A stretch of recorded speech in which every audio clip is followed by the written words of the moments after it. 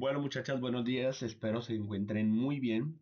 Hoy vamos a hablar o vamos a hacer una línea de tiempo, ¿listo? Sobre la violencia en Colombia. Para ello les voy a ir compartiendo por aquí, ¿listo? Vamos a ir paso por paso para descubrir cómo se origina la violencia en Colombia. Digamos que la violencia en Colombia tiene varios periodos, ¿cierto? Es un proceso histórico largo. Hablar de la violencia en nuestro país no es decir, no, es hablar de que aparecieron las guerrillas y luego el M-19. No, la violencia en Colombia tiene orígenes históricos que vamos a ver a continuación.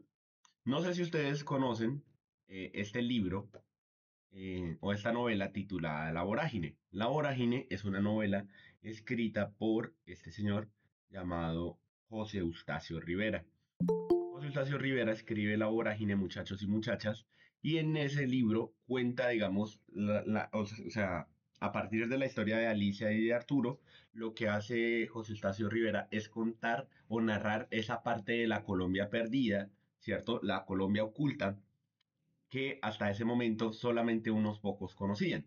Recordemos que estamos hablando de los años 1800, incluso 1800. Sí, porque la referencia histórica es desde antes de José Eustacio Rivera. José Eustacio Rivera fue un escritor, Eustacio Rivera fue un escritor, ya no me acuerdo dónde, pero de Huila, si no estoy mal. Entonces, él estuvo interesado por querer contar una parte de la historia de nuestro país y precisamente cuenta la historia de la vorágine. De pronto, si preguntan ustedes a sus papás o a sus abuelos o a personas un poquitico más mayores, nos podrían hablar sobre la vorágine porque específicamente la vorágine cuenta esos periodos históricos de la violencia en Colombia. Y es que, digamos, ¿por qué el libro se hace interesante o por qué la historia se hace interesante? Resulta y pasa que José Eustacio Rivera toma la referencia histórica desde que empezaron, bueno, se toma la referencia histórica desde que llegaron los colonos a América Latina y esclavizaron a los indios en los árboles de caucho. No sé si ustedes sabían, a ver, lo voy a colocar por acá, árbol de caucho. En Colombia, nosotros en Colombia, principalmente en el Amazonas,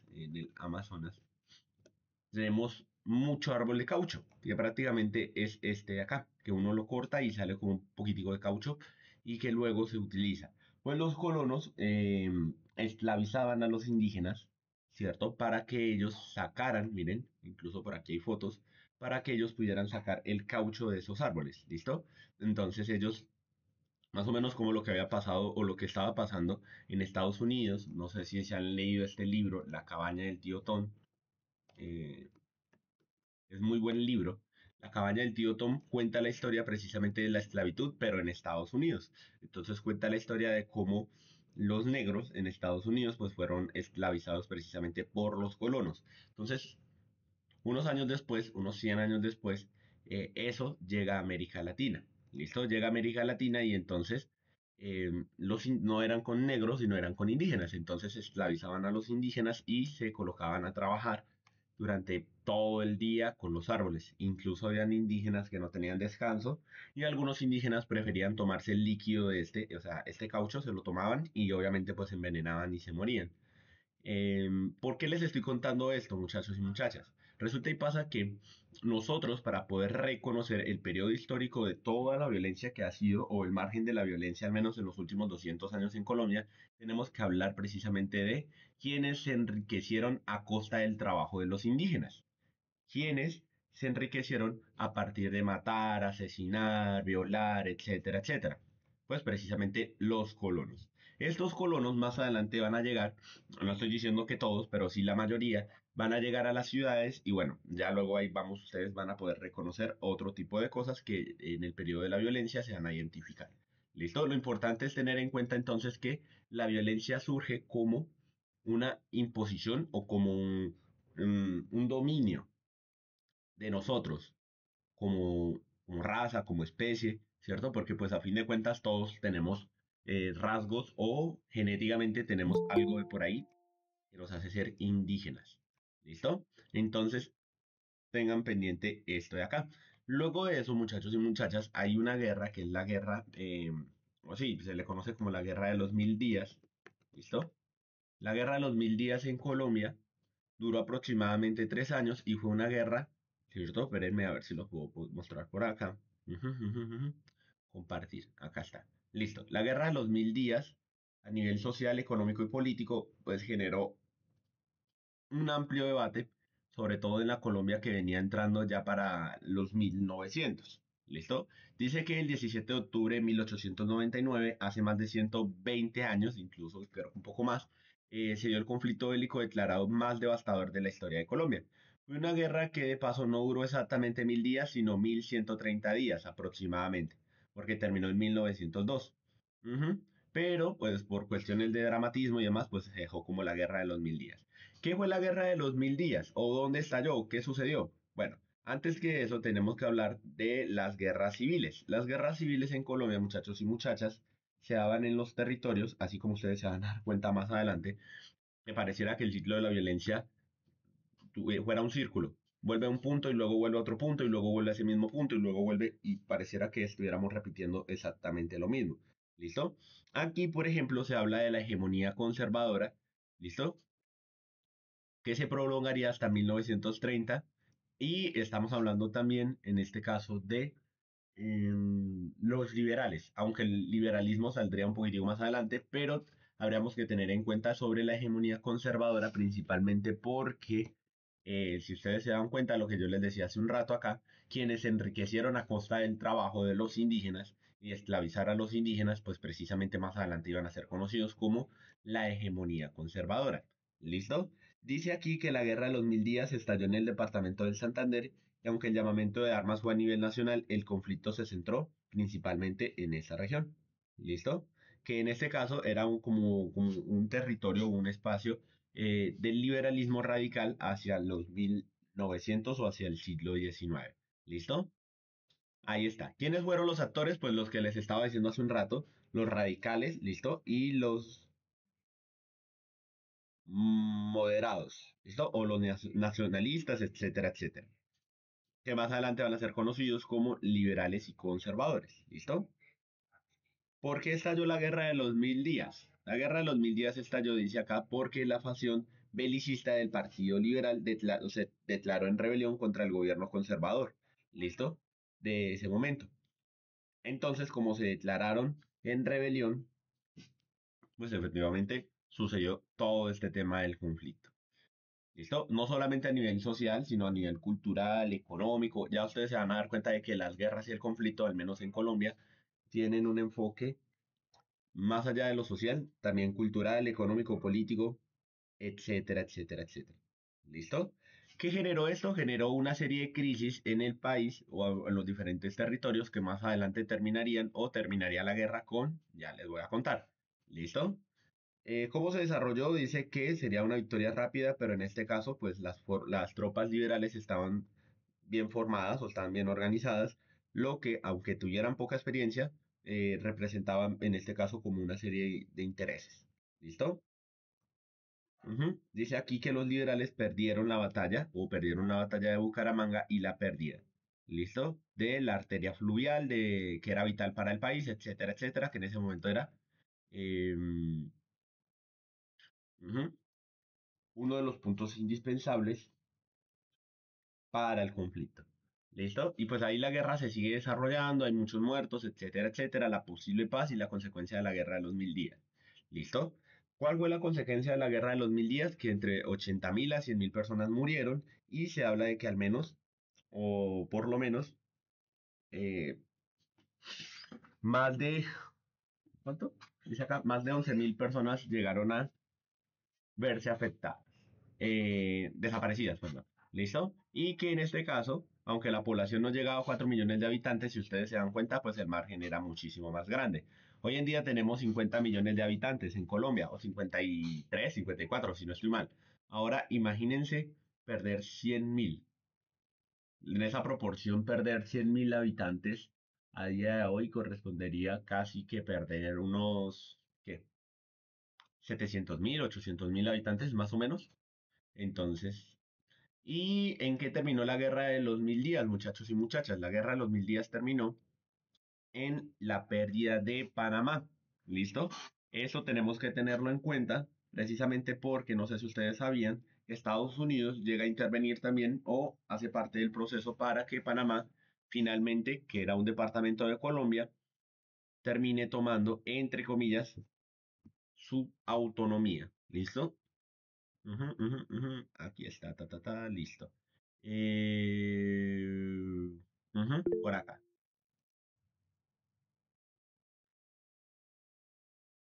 También un tratado. ¿Cómo así? Cuéntame. Profe, es que no sé escribir, perdón.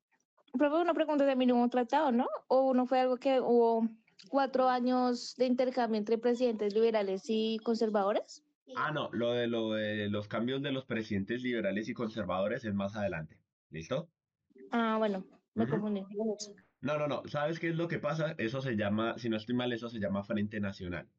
¿Listo? Pero el Frente Nacional surge cuando está en el poder este señor, Ah, el dictador, ¿no? Rojas Pinilla. Gustavo Rojas Pinilla. Efectivamente, cuando Ah, Gustavo bueno. Rojas Pinilla llega al poder, ahí es cuando, ya ahorita les explico toda esa parte, ¿listo? Pero no, aquí nosotros estamos hablando de los cimientos de lo que conoceríamos más adelante como liberales y conservadores, ¿listo?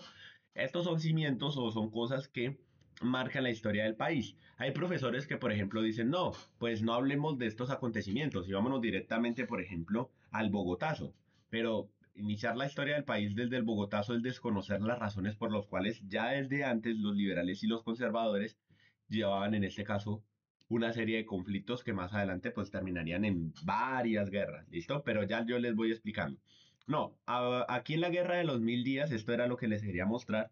Aquí dice que para 1903, con la colaboración de Estados Unidos, Panamá eh, se independiza de Colombia, ¿listo? Por una serie de intereses, etcétera, etcétera. No, la Guerra de los Mil Días pues fue un punto crucial específicamente para la guerra o para el conflicto nacional, ¿listo? Ujú. Listo, y no pasa nada más. Ahí está.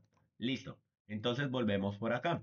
Luego de eso, muchachos y muchachas, hay otra guerra. Colombia, no sé si ustedes sabían, Colombia tuvo una guerra contra Perú, por la guerra colombo-peruana. Esa fue entre 1932 a 1933. Esta guerra pues prácticamente fue por la autonomía del Amazonas o una parte del Amazonas. No sé si ustedes sabían, pero el Amazonas, lo que conocemos hoy en día como Amazonas, ujú, acá está, lo que conocemos como el Amazonas fue territorio de disputa tanto de Perú como de Colombia. ¿Listo? Ahí está. Y fue también una guerra, que en este caso pues representó no muchas cosas, pero digamos a nivel general ya estábamos viendo que se existía o estaba existiendo una autonomía por los territorios específicamente, en este caso del Amazonas. ¿Listo? Ahí está. ¿Y cuál es ese territorio? El Putumayo. ¿Listo? El Putumayo. No sé si ustedes sabían, pero bueno, Putumayo es de Colombia, pero una parte del Putumayo también está en Perú. Listo, si quieren nos vamos aquí al Google Maps y les muestro. Me les muestra. Miren, cuando uno... ¡Ay! Estoy filtrando mi ubicación. No mentiras, pero sí. Por acá, miren. Cuando uno se va por acá, ¿cierto? Busca uno Perú, Perú, Perú, acá está. Entonces, miren, cuando uno se va por acá, por acá, por acá, por acá, y busca, bueno, buscamos Putumayo, Putumayo, ay, el Putumayo. Miren, tú, esta parte de aquí, es que ojalá y la pudiéramos ver. Pero sí, el puerto Leguízamo creo que es. Ujú, acá. Y de hecho sí, lo que es, por ejemplo, Pasto y esta parte de Colombia colinda muy cerca de Perú. Acá está. Epa, se ve mejor. Espérenme, lo busco. Putumayo, Puerto Leguízamo. Es este. Ujú, miren, aquí está. Entonces, en este puerto, que es parte de Colombia, luego se desprende y ya de aquí para abajo es puro Perú. Ahí, ahí ya para abajo es Perú, Perú, Perú. ¿Listo? Eso es. Bueno, la guerra contra el Perú. Putumayo, principalmente el Amazonas también. Listo. Ahora pasamos a la masacre de las bananeras. ¿Listo? La masacre de las bananeras, muchachos y muchachas. Hay personas en Colombia que dicen que la masacre de las bananeras nunca sucedió. Hay otras personas que sí. Y pues hay evidencias de que efectivamente sí sucedió. ¿Listo? Hay evidencia de que efectivamente la masacre de las bananeras sí sucedió. Fue una matanza de trabajadores, no sé si ustedes sabían, bueno, les voy a dar un poco de contexto. ¿Y por qué Gabriel García Márquez está por acá? Resulta y pasa que para el 1900 también, en Ciénaga, Magdalena, no sé si ustedes han visto que, por ejemplo, cuando uno sube para Santa Marta y cuando uno entra por lo que es la Ciénaga, esta es una región bananera. Uno sube por la carretera, uno sube, sube, sube, y eso, toda esa región es una región bananera. Principalmente eso se ve, muchachos y muchachas, porque para el 1900 aproximadamente, esta región o esta parte de la región de Colombia, pues estaba muy enfocada al cultivo del banano. ¿Listo? ¿Qué sucedió? Resulta y pasa que cuando se empieza a trabajar el banano, llega una empresa estadounidense que creo que se llama Fruit Company, si no estoy mal, por acá lo dice. Ajá, United Fruit Company. Entonces ellos llegan y en teoría se dice que con el ejército colombiano masacraron aproximadamente entre 70 a casi 2000 personas. No se sabe la cifra exacta porque pues hay personas que dicen que esto sí pasó, que otros dicen que no pasó, pero en la vida real, incluso cuando uno va al mismo Ciénaga, uno, por ejemplo, a mí que me gustan mucho las librerías, hay un cuadro en la librería de Ciénaga, específicamente ahí en Ciénaga está este cuadro que representa la masacre de las bananeras. La masacre de las bananeras, muchachos y muchachas, pues fue algo negativo, todo lo posible. Sin embargo, digamos, a nivel de desarrollo, no sé si ustedes sabían, también se utilizaba mucho el transporte férreo o los trenes para el transporte del banano. Entonces, ¿qué era lo que se hacía? Que en este caso, quienes trabajaban, ¿cierto? Con la parte del banano, pues los montaban y se llevaban para otras regiones del país. De hecho, sí, el desarrollo férreo en Colombia, los vías férreas en Colombia, es, a mi parecer, ¿no? Desde mi punto de vista, uno de los mejores transportes que puede existir en la actualidad. Lo que pasa es que no sé si ustedes sabían, pero el tren en Colombia o los trenes en Colombia ya casi no se utilizan. Ahorita sí se han vuelto a utilizar, sobre todo por la promoción de este gobierno, pero con anterioridad se querían dejar ya en abandono este tipo de transporte. Es más, o sea, es mucho más sencillo porque incluso los trenes, no sé si ustedes sabían, vías férreas en Europa, Europa está plagada de vías férreas. Entonces es más fácil cuando uno llega a Europa desplazarse de un país a otro. Es mucho más sencillo. Precisamente por eso, porque el tren facilita el transporte de las personas. ¿Listo? Entonces, ¿qué tiene que ver esto de la masacre de las bananeras, muchachos y muchachas? Que para ese momento o para ese tiempo, quienes trabajaban y quienes eran de la costa, ¿cierto? Trabajaron con la compañía United Fruit Company y se dice que aproximadamente entre 70 a 2000 personas llegaron a fallecer. ¿Listo? Por el conflicto bananero. ¿Por qué se dio este conflicto bananero? Precisamente porque la empresa estadounidense que había llegado con apoyo en ese momento del ejército conservador, pues no le daba muchas condiciones de trabajo a las personas. Entonces, era como lo que yo les estaba diciendo hace un rato y por eso les decía que como que la historia se repetía con lo de la vorágine, que en este caso eran los indígenas que estaban anclados o estaban esclavizados, ¿cierto? A trabajar en los árboles de caucho. Pues aquí, unos cuantos años después, la historia se repitió, pero se repitió en este caso con eh, el banano. ¿Listo? Con la región bananera, que en este caso es la región de la costa. Ujú. Bueno, por acá me entré a esta página. Aquí hay como documentos históricos, eso es lo que dice, ahí está. 100 muertos y 238 heridos con el conflicto de la región bananera. Declaraciones del ministro de Guerra sobre la imposibilidad de levantar el estado de sitio. El director del trabajo declara que el gobernador Núñez Roca procedió correctamente. Otero Saldarriaga pide que Maecha sea llevado a Bogotá y declare que eligen los terrenos para elaborar extranjeros en su agitación. Bueno, ahí está. Ujú, ujú, ujú. Eso es lo que se tiene. O esa es la información que se tiene al respecto de la masacre de las bananeras. ¿Listo? Ujú. Y fue por una serie de huelgas. Aquí abajito, si ustedes se dan cuenta, dice todos los antecedentes de las huelgas. Listo. La masacre de las bananeras, como les estaba contando, muchachos y muchachas, es un punto de inflexión en la historia. ¿Listo? ¿Por qué? Porque en este caso, el ejército colombiano, junto con la compañía estadounidense, reprimen a los trabajadores de Ciénaga, Magdalena, y se dice que murieron aproximadamente entre 47 a 2.000 personas. Ahora sí, luego ya podríamos nosotros entrar en lo que es 1948. ¿Qué sucedió en 1948, profe? El Bogotazo. ¿Listo? Para 1948, muchachos y muchachas, sucede el Bogotazo. Jorge Eliezer Gaitán. Jorge Eliezer Gaitán. Jorge Eliezer Gaitán, que en ese momento era precandidato, ¿cierto?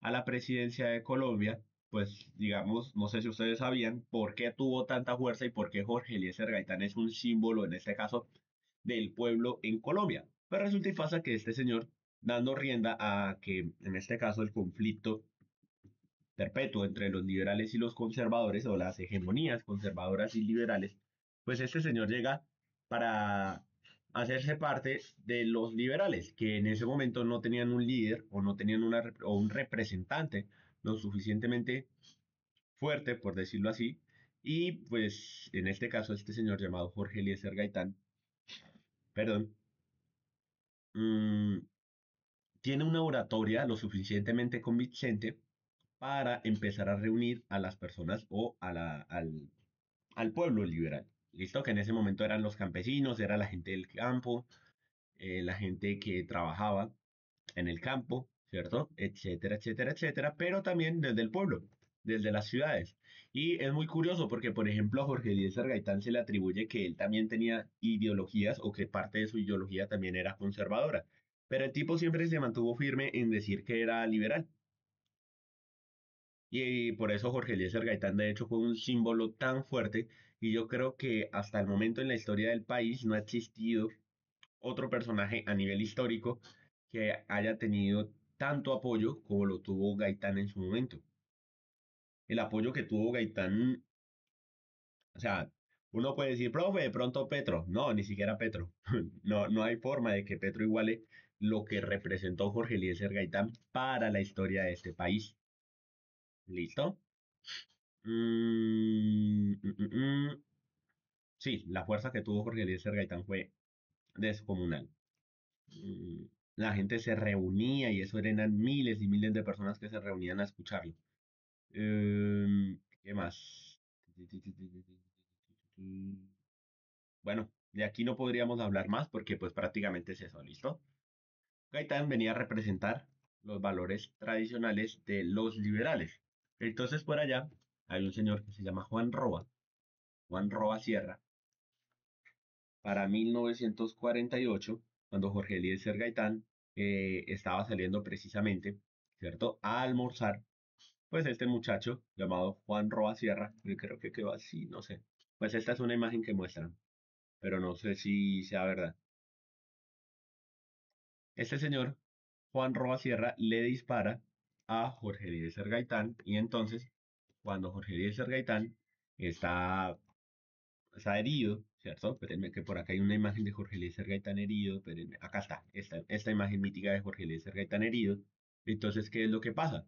Que se empieza a correr la voz y empiezan a decir, asesinaron a Jorge Eliezer Gaitán, a Jorge, asesina. Entonces, en Bogotá, en específico en Bogotá, muchachos y muchachas, se volvió completamente un caos, porque los liberales llegaron a asumir, o se llegó a asumir, que en este caso el asesinato de Jorge Eliezer Gaitán había sido porque no querían que llegara a la presidencia. Entonces, como no querían que Gaitán llegara a la presidencia y pues como lo habían asesinado, en este caso Bogotá, lo que era la capital, entró en un periodo, se podría decir, o en un momento de violencia tan fuerte, muchachos y muchachas, que todo lo que ya venía de las continuidades de los conflictos anteriores se acumuló y en Bogotá pues finalmente estalló.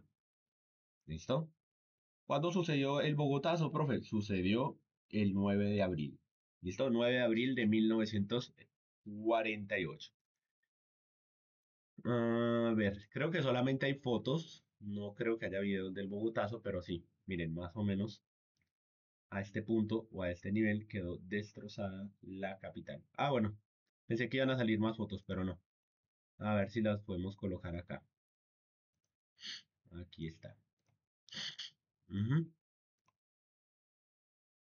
Se incendió todo, mejor dicho, eso fue un conflicto entre, incluso hasta los mismos a veces, entre mismos liberales se asesinaban por no saber quiénes eran conservadores o quiénes eran liberales, y entonces la gente iba preguntando, ¿usted es liberal o usted es conservador? Y entonces la gente a veces por decir mentiras decía que era liberal, pero pues obviamente a veces la gente como que se daba cuenta y entre ellos mismos se asesinaban y se colgaba la gente, eso fue una locura, aquí no, o sea, si ustedes quieren leer acerca del Bogotazo, hay un texto de Gabriel García Márquez que cuenta cuando él estaba en Bogotá y se dio cuenta de cómo se empezaron a incendiar y eso la gente se empezó a robar. No, eso fue una locura. Listo, pero el Bogotazo en específico desató todo lo que ya venía con anterioridad de la violencia en el país. ¿Listo? Ahí está. Entonces, por ejemplo, en los hechos dice que el 9 de abril Gaitán salía a almorzar en el Hotel Continental ubicado en la carrera séptima al mediodía y que entonces en este caso, mm, acompañado de, bueno, ahí había una persona que lo estaba acompañando y dice que pues, estaba haciendo como trabajo y que para su agenda tenía que ir a conocer otros lugares y otros sitios. Y de hecho, no sé si ustedes sabían, pero en ese momento, cuando sucedió lo del Bogotazo, cuando asesinaron a Jorge Eliezer Gaitán iba a conocer a Fidel Castro, que no sé si ustedes lo saben, pero Fidel Castro, pues en este caso fue o fue el joven que más adelante lideraría el golpe de Estado contra Batista. Para el 59, si no estoy mal, fue cuando se dio el golpe de Estado. Ujú, acá está, Fidel Castro, que fundó el movimiento guerrillero en Cuba y se enfrentaron para derrocar a Batista. ¿Listo? Pero en ese momento, cuando asesinaron a Jorge Eliezer Gaitán tenía cita de conocer o se iba a conocer con Fidel Castro. ¿Listo? Luego dice que Juan Roa Sierra, el que les mostré ahorita en la foto, alcanzó a dispararle a Jorge Eliezer Gaitán, ¿cierto? Lo abordó y le disparó. Y pues o sea, la turba es como el grupo de personas agarraron a Juan Roa Sierra y dice que a la 1:55 de la tarde fue declarado muerto. ¿Listo? Tal fue o sea, es que no hay forma de describir la magnitud del Bogotazo porque prácticamente fue una locura. ¿Listo? Pero, acá está. Espérenme. Por acá estaba, por aquí ya. Ah, bueno, sí, ya las habíamos visto. ¿Listo? Entonces el Bogotazo prácticamente tiene una inflexión en la historia de la violencia en Colombia, muchachos y muchachas, principalmente porque les voy a contar lo siguiente. Resulta y pasa que el Bogotazo sucedió lógicamente en Bogotá, pero ustedes saben lo que sucedió en los pueblos de Colombia. ¿Saben la violencia que se empezó a desatar en los pueblos de Colombia? ¿Por qué? Porque como en los pueblos estaban los liberales, entonces los liberales que estaban en los pueblos querían llegar a Bogotá y muchos campesinos empezaron a trasladarse para llegar hasta Bogotá. Pero en ese momento quienes eran gobierno eran los conservadores. Entonces los conservadores empezaron a reprimir en los mismos pueblos a los liberales. Y ahí eso fue otra locura, porque luego hay un libro, hay una película y hay un acontecimiento que les voy a mostrar acá que se llama Cóndores no entierran todos los días. ¿Listo? Esto cuenta cómo desde los pueblos los mismos liberales y conservadores empezaban a matar y se mataban entre ellos de una forma tan despiadada, se apuñalaban el cuello, no, eso fue una locura, no, les arrancaban los ojos también, no, eso era una locura. Y sí, Se les llama cóndores no entierran todos los días porque había un grupo eh, de liberales, si no estoy mal, que se llamaban los cóndores. Liderados, no me acuerdo. Ah, bueno, los caudillos y los pájaros. Ujú. Busquemos por acá. A ver, ¿qué podemos aprender por acá? Ujú. Entonces empezaron a formar grupos delincuenciales en Colombia para, en este caso, digamos, como contrarrestar la violencia. ¿Listo? Ahí está. Entonces dice que la novela es una novela colombiana, ¿cierto? De Gustavo Álvarez Garrazábal, etcétera, etcétera, pero lo que nos interesa es esto de acá. El cóndor. El cóndor se llamaba Alozano, que en ese momento era un vendedor de quesos en Tuluá, que era el jefe de los godos. Los godos, acuérdense que cuando se habla de godos, godos y godos y los cachiporros. Los godos eran en ese momento, espérenme, aquí está. Ujú, por acá está. A los conservadores se les decía, espérenme, acá está. ¿Listo? A los godos se les dice a los conservadores y cachiporros se les dice a los liberales. ¿Listo? Entonces, allá hoy los godos serían los uribistas y los cachiporros serían los petristas. ¿Listo? Pero sí, esos eran como los apodos que ellos tenían en ese momento. ¿Listo? Acá está. Entonces, imagínense ustedes que los godos o el jefe de los godos, que en ese momento estaba en Tuluá, ¿cierto? Que eran conservadores, combatían con fusil y machete a los cachiporros. ¿Y quiénes eran los cachiporros? Los liberales insurrectos, después que surgieron o se dieron del asesinato del caudillo Jorge Eliezer Gaitán en la tarde del 9 de abril de 1948. Dice que, como no había un esclarecimiento de los hechos, constituyó el inicio de la violencia, un periodo histórico caracterizado por las acciones paramilitares en los diferentes municipios, en donde se consolidaron las guerrillas liberales y lo que más tarde sería conocido como las FARC, y también en este caso se consolidaron lo que más adelante serían conocidos como los paramilitares. ¿Listo? Ahí hay unas imágenes. ¿Y qué más nos dice? Dice aquí que, por ejemplo, los cachiporros y los godos se enfrentaban en los pueblos, ¿cierto? Ujú, ujú, ujú. Se enfrentaban pues, a eso, para asesinarte. ¿Listo? Ta, ta, ta. Y aquí está la película. Cóndores no entierran todos los días. Creo, si no estoy mal, RTBC Play, espérenme, lo buscamos. Aquí, muchachos y muchachas, les voy a recomendar esta página. ¿Listo? Esto es Señal Colombia. En una canción, A quien engañas abuelo lo dice sobre los godos y liberales. Ujú. Es que en ese momento, a nivel cultural, fueron, o sea, les voy a explicar algo fuera de la clase. A nivel cultural, muchachos y muchachas, la cultura se va construyendo a medida de que se va pasando el tiempo. Entonces, nuestras culturas, o lo que nosotros entendemos como cultura, muchachos y muchachas, son una serie de características que se acoplan a lo que nosotros somos en el instante en que vivimos en la sociedad. Entonces, la cultura es nuestra forma de hablar, nuestra forma de pensar, lo que sucede en la calle, lo que sucede con los campesinos, lo que sucede en el país, ¿listo? A nivel político, cultural, etcétera, etcétera, etcétera. Esta página, RTBC Play, tiene en este caso, si ustedes se van por acá, por acá, por acá, películas, ustedes se van a dar cuenta de, espérenme, ¿listo? Tiene toda una serie de películas que hablan en Colombia, por ejemplo, La vendedora de rosas, El taxista millonario, etcétera, etcétera.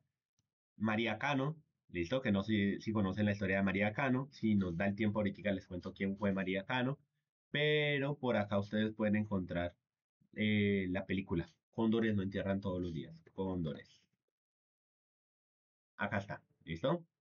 Entonces habla de que después del asesinato de Jorge Eliezer Gaitán y ahí empieza a contar el periodo de la violencia en Colombia, ¿listo? Por si luego se la quieren ver. Es una película medio aburrida a nivel de que no es como lo que esperaríamos Netflix, pero a nivel histórico sí nos permite, digamos, reconocer ese periodo de la violencia. Entonces, por ejemplo, aquí se está hablando de cómo convivían los liberales y los conservadores. Ujú. Ahí estaban los godos y los cachiporros. Y creo que es un poquitico más adelante que se nombra el asesinato de Gaitán y donde se desata la violencia. Espérenme.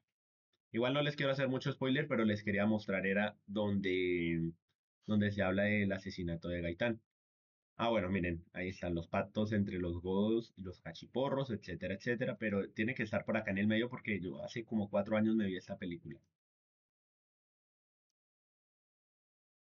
Por acá, más o menos por acá. Ay, saca la película.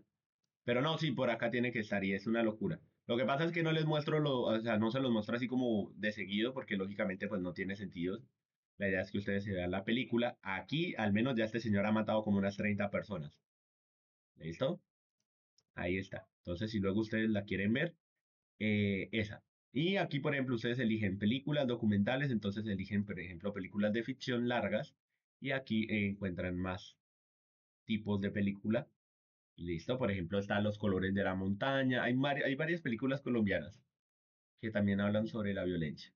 ¿Listo? Pero específicamente la que estamos hablando, la que estamos hablando ahorita es la de Cóndores no entierran todos los días. ¿Listo? Que hace representación de los godos y de los cachiporros. Entonces, a partir de ahí, muchachos y muchachas, ¿cierto? A partir de ese periodo histórico de la violencia, con el asesinato de Jorge Eliezer Gaitán, vamos a la siguiente parte. Ahora sí, más o menos ya vamos a llegar al punto que nos estaba diciendo Helen. Resulta y pasa que hay un señor llamado Gustavo Rojas Pinilla, ¿cierto? Gustavo Rojas Pinilla es el primer y único dictador en la historia de Colombia, o hasta a día de hoy es el único, porque no puede, pues puede ser que de pronto llegue otro, ¿no? Pero Gustavo Rojas Pinilla dice acá que estuvo en el poder desde 1953, ¿cierto? Hasta 1953, mentiras, desde 1953 hasta 1957. ¿Listo? Lo que pasa es que, digamos, cuando Gustavo Rojas Pinilla llega al poder, ¿cierto? Porque había como un paro nacional y seguían las disputas territoriales. Cuando Gustavo Rojas Pinilla llega al poder, Gustavo Rojas Pinilla venía a representar las ideas liberales. En ese momento el gobierno de turno había sido conservador. Entonces, cuando llega Gustavo Rojas Pinilla con el golpe de Estado, ¿qué es lo que hace Gustavo Rojas Pinilla? Gustavo Rojas Pinilla, en su golpe de Estado, toma el poder, pero no de una forma como violenta, sino más bien como una toma de poder pacífica. Pero los liberales y los conservadores seguían y seguían y seguían en la violencia. ¿Listo? Continuaban en su violencia. Entonces, este señor, Gustavo Rojas Pinilla, trató de conciliar con los guerrilleros, ¿cierto? Y con los campesinos y con los godos, etcétera, etcétera, pero no lo logró. La violencia continuó y como continuó la violencia, este señor para 1957 termina su mandato presidencial. Pero les voy a contar algo, les voy a dar un dato friki de mi parte. Cuando Gustavo Rojas Pinilla era presidente de Colombia,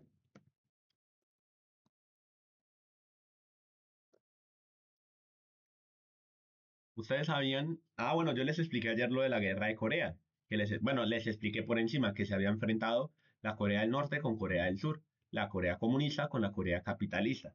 Entonces, en ese momento, para 1951, si no me falla la memoria, porque no me acuerdo, sí, dice que la guerra de Corea fue del 50 al 53.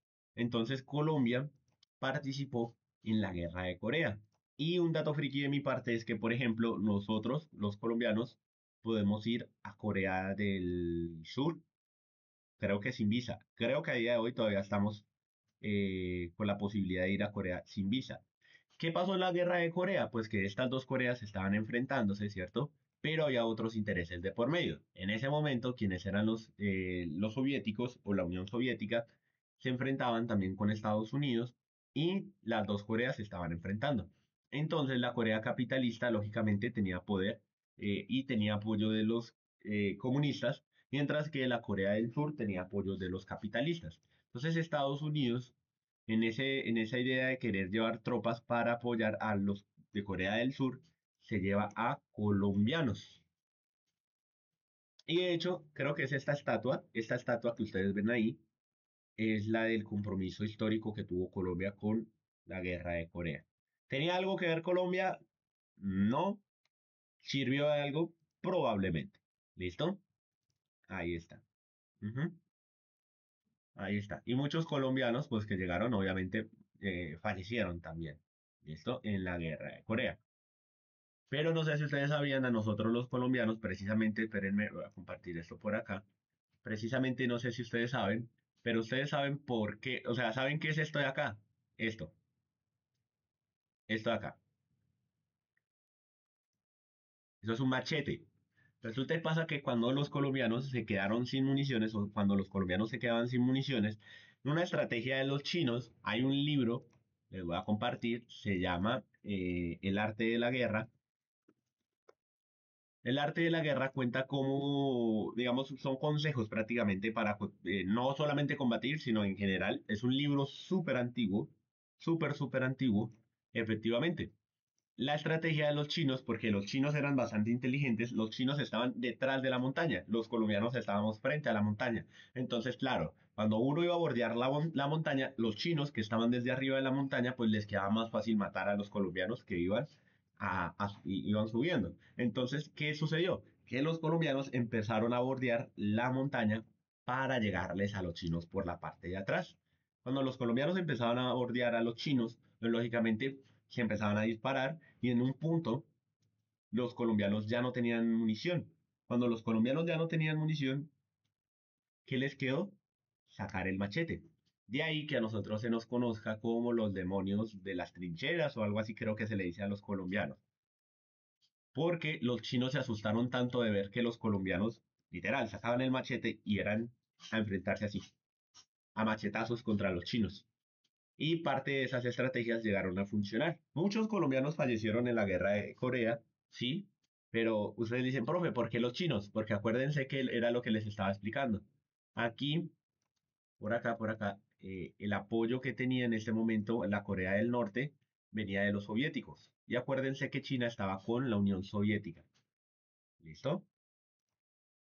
Entonces, mientras los soviéticos y los de Corea del Norte tenían a los chinos, ¿cierto? Y los comunistas, el sur y los capitalistas tenían a los colombianos con los machetes.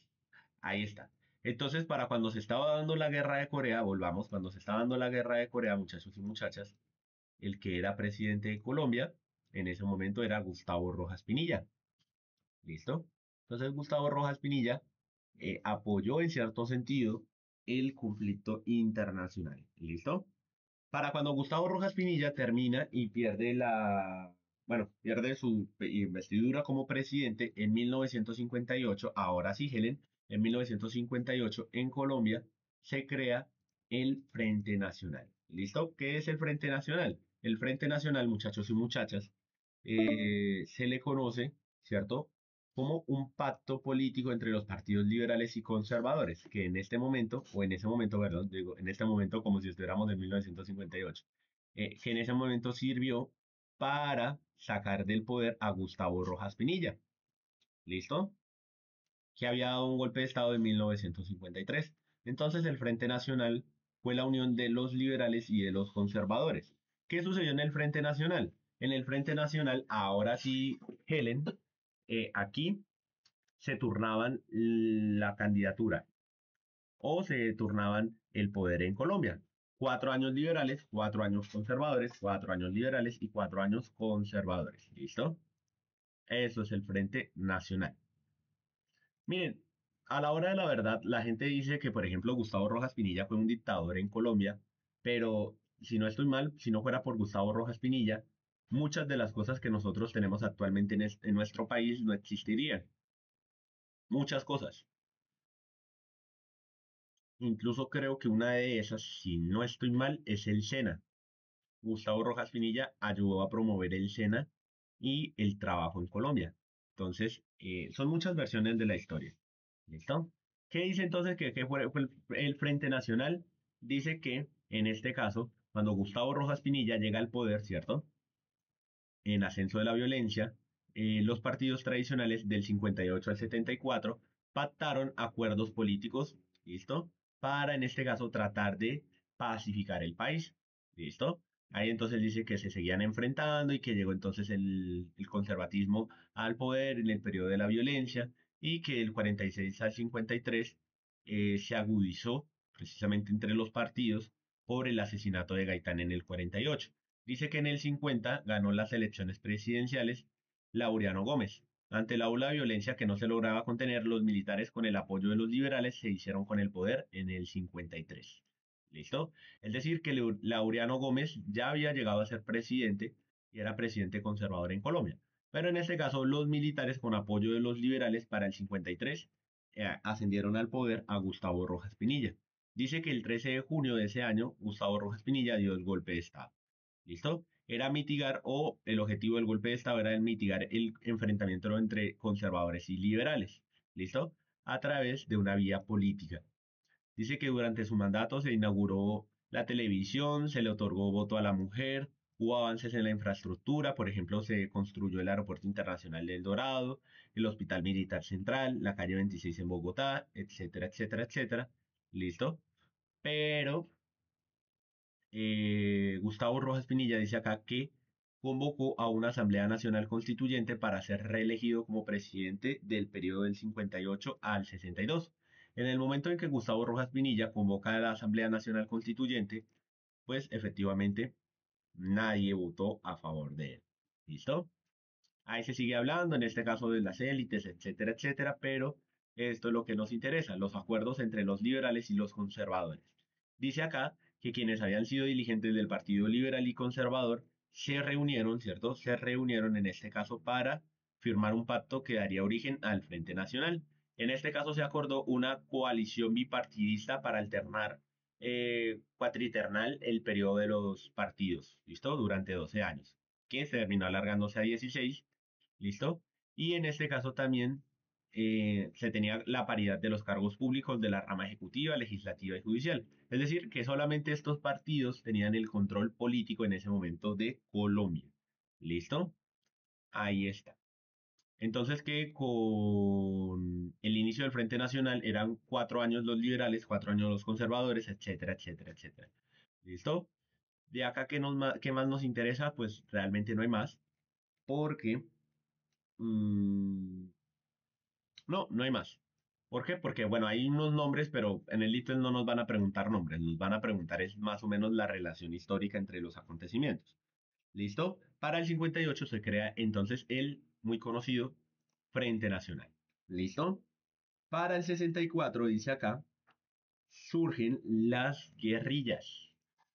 1964, surgimiento de las guerrillas. Resulta y pasa, muchachos y muchachas, y les iba a contar algo. ¿Se acuerdan que yo les hablé ahorita sobre Cuba? Les conté sobre Fidel Castro.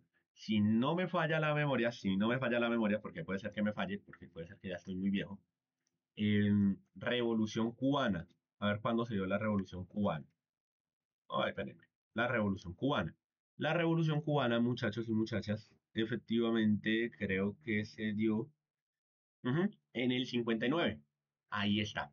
Entonces, ¿qué es lo que tiene que ver o qué tiene que ver la Revolución cubana con el surgimiento de las guerrillas? Que en ese momento en Cuba, ¿cierto? Quien estaba en el poder era Fulgencio Bautista. Esto Fulgencio Batista. Batista, perdón. Batista había llegado al poder en Cuba por un golpe de Estado. ¿Listo? Y Batista tenía el poder en Cuba. Entonces este señor o este joven, Fidel Castro, que si ustedes se acuerdan, les hablé ahorita que para el 48 se iba a ver con Jorge Eliezer Gaitán, para el 59 aproximadamente, finalmente, consolida su golpe de Estado en Cuba. Consolidando el golpe de Estado en Cuba, entonces en este caso sube Fidel Castro, ¿cierto? Y Fidel Castro sube al poder en Cuba, mm, precisamente, o más o menos como lo que yo les había explicado ayer con este señor, Lenin. No sé si se acuerdan de lo que les dije ayer, que Lenin en ese momento, cuando se da la Revolución Rusa, Lenin tenía la idea de que el pueblo era el que tenía que tener el poder, o que el pueblo era el del poder. ¿Listo? Pues en este caso, tomando ideas de la Revolución Rusa que sucedió en 1917, para 1959, este señor llamado Fidel Castro llega a la Revolución Cubana. De hecho, creo que ahí se ve al fondo a Lenin. Creo que ahí se alcanza a ver a Lenin, si no estoy mal, si no me falla la memoria. Acá está, en esta imagen, miren. Creo que ahí al fondo está Lenin. Ujú.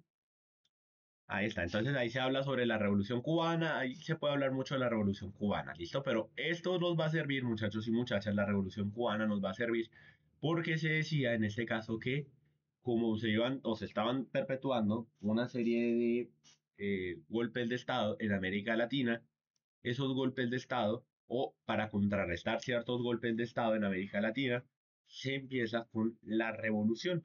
Entonces, en Cuba surge lo que conocemos como la guerrilla. ¿Listo? Las guerrillas.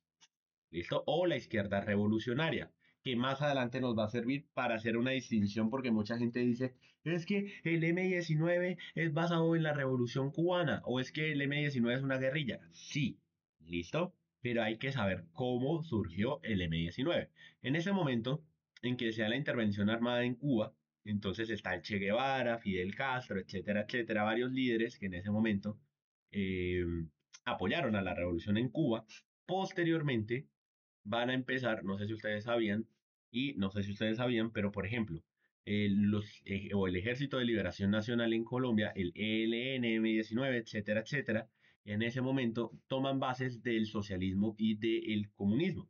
¿Listo? Tomando esas bases del socialismo y del comunismo, muchachos y muchachas, surge lo que nosotros conocemos como las guerrillas. ¿Listo? Que son hijos de la Revolución Cubana. Entonces, ¿qué era lo que hacía? Los cubanos, o bueno, en este caso el poder, quienes están en el poder en Cuba, patrocinaban a los guerrilleros o a los posibles guerrilleros que posteriormente iban a estar en los diferentes países, Perú, Chile, Argentina, etcétera, etcétera, pero principalmente también en Colombia. ¿Listo? Estamos hablando de la historia de Colombia. Entonces, ¿qué pasó? ¿Qué sucedió? Que para 1964, muchachos y muchachas, por acá, ¿listo? Surgieron dos grupos guerrilleros, las Fuerzas Armadas Revolucionarias en Colombia y el Ejército de Liberación Nacional, las FARC y el ELN. ¿Cuál es la diferencia entre las FARC y el ELN, muchachos y muchachas? ¿Cuál es la diferencia entre el Ejército de Liberación Nacional y las Fuerzas Armadas Revolucionarias de Colombia? Las FARC se originaron en el Tolima, ¿listo? En una zona campesina con comunidades que se autodefendían, en este caso, de la violencia bipartidista. Y dice que en este caso las FARC estuvieron influenciadas, dice acá, por la lucha entre los conservadores y avalados por el Estado y los liberales. Dice que para 1964 se llevó a cabo la operación Mantequilla, Martequilia, perdón, dice Mantequilla, en la que el ejército colombiano atacó al menos a 50 guerrilleros en Martecalia. Es que sí hay una operación también que se llama Operación Mantequilla, pero no me acuerdo de cuál es. No es hambre, muchachos, no es hambre. Y finalmente en el 2016 se dice que firmaron los acuerdos de paz con el gobierno del presidente de ese momento, Juan Manuel Santos. Por el contrario, el ELN es un grupo armado de corte marxista, entonces aquí sí tiene que ver el comunismo. ¿Listo? Acuérdense que yo les expliqué ayer el comunismo y el capitalismo que llevaron el conflicto con el Estado desde 1964. ¿Listo? Tienen orígenes marxistas, lenistas y pro-revolución cubana. ¿Listo? Y operan tanto en Colombia como en Venezuela. ¿Listo? El surgimiento de las guerrillas en Colombia, muchachos y muchachas, pues fue prácticamente como una respuesta a esa violencia. La guerrilla o las guerrillas ya venían desde antes. Lo que pasa es que aquí ya se les pone ideologías. Pero la guerrilla estaba desde que los campesinos se dieron cuenta de que tenían que defenderse precisamente de los godos o de los conservadores. ¿Listo? Entonces en ese momento se consolida o se da el surgimiento de las dos guerrillas, de las FARC y del ELN. ¿Listo? ¿Son lo mismo? No son lo mismo. ¿Listo? No podemos decir que el ELN es igual que las FARC. ¿Por qué? Porque en este caso, las FARC, muchachos y muchachas, tenía más ideologías con el campesinado, que ya venía de un proceso histórico anterior, ¿cierto? Que les he ido contando desde la vorágine de José Eustacio Rivera. Y el ELN ya tenía otros tipos de ideologías que tienen que ver más con Marx y con Lenin y con Cuba. ¿Listo? Sí, ELN.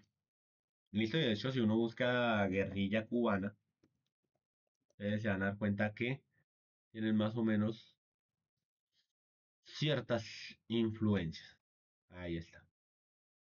Ujú, ahí está. ¿Listo? Colombia exige a Cuba que entregue a los jefes guerrilleros de ELN. Bueno, ahí está. ¿Por qué surgen estas dos guerrillas? Pues precisamente para generar ese, digamos, como ese aval de la violencia en Colombia que ya venía desde hace más de 50 años, ¿listo?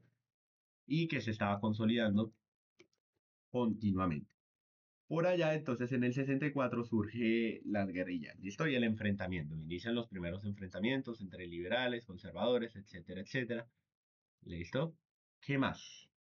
Tenemos más fechas, muchachos y muchachas. De hecho, en la línea de tiempo de la violencia en Colombia, vamos apenas en la mitad. Nos queda el 70, el 80, el 85, 89, 90, 93, 97, 98, 2000, 2002, 2016 y 2019. 1970. El fraude electoral y el surgimiento del M-19. Bueno, como nos quedan 3 minutos con el surgimiento de las guerrillas, entonces vamos a continuar. Va a proyectar el Google. Vamos a esperar un poquito, igual pues no pasa nada. Entonces, cualquier cosa yo vuelvo a explicar. Listo, estamos hablando entonces de los 70. Vamos ahora a los 70. 6 años después en la historia de Colombia, ¿qué sucedió en 1970? En Colombia. Para 1970 en Colombia, muchachos y muchachas, espérenme que aquí viene el IBET. Para 1970 en Colombia, muchachos y muchachas, se habla de las elecciones, ¿cierto? Resulta y pasa que para 1970, elecciones, fraude, elecciones, elecciones de 1970. Resulta y pasa, muchachos y muchachas, que en 1970, este señor, este señor de por acá, llamado Gustavo Rojas Pinilla, se vuelve a presentar como candidato presidencial, ¿listo? Para las elecciones de Colombia.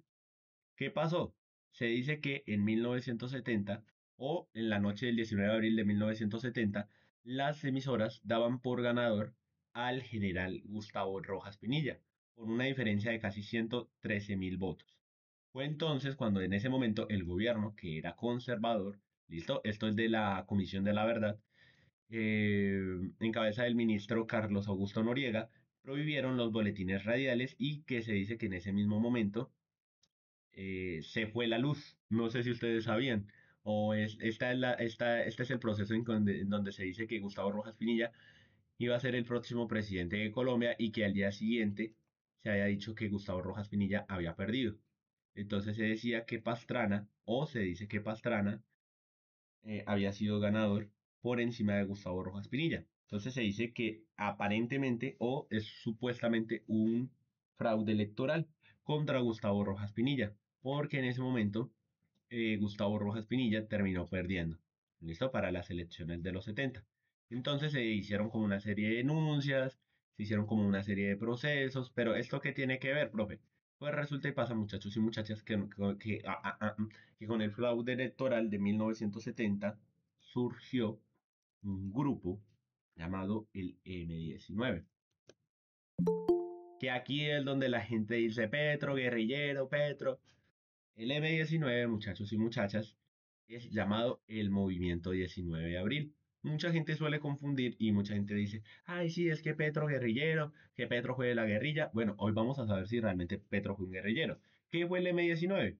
El M-19 en español fue el movimiento del 19 de abril, ¿listo? Que fue la noche en que se hizo el fraude contra Gustavo Rojas Pinilla. ¿Fue un movimiento guerrillero? Efectivamente, fue un movimiento guerrillero urbano colombiano, pero no con corte leninista, marxista, comunista, capitalista, no, una guerrilla.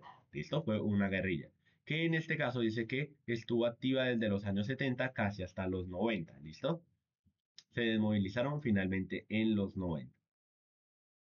¿Qué fue el M-19, muchachos y muchachas? El M-19 fue una guerrilla, en este caso, fue una de las guerrillas colombianas con enfoque, bueno, muchas personas relacionan el M-19 con Cuba, ¿listo? Pero en ese momento lo que eran las guerrillas, cualquier tipo de guerrilla ya para este momento, para los 70 en Colombia, tenía afinidad con ciertas ideologías, ¿Listo? No podría decirles cuáles porque la verdad es que hay diferentes tipos de ideología, pero en ese momento quienes hacían parte del M-19, pues efectivamente se enfrentaron en ese momento contra los conservadores porque los conservadores se querían perpetuar en el poder, querían continuar en el poder.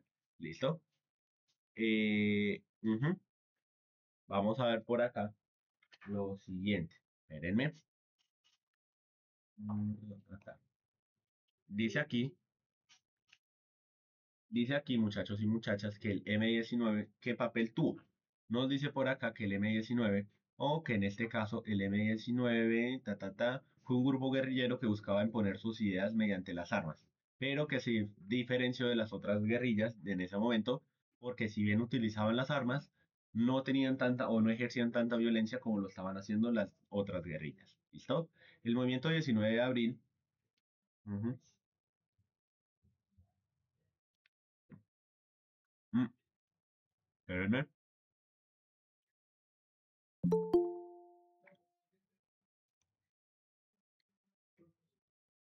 ahí está. Vamos esperando a Isabela.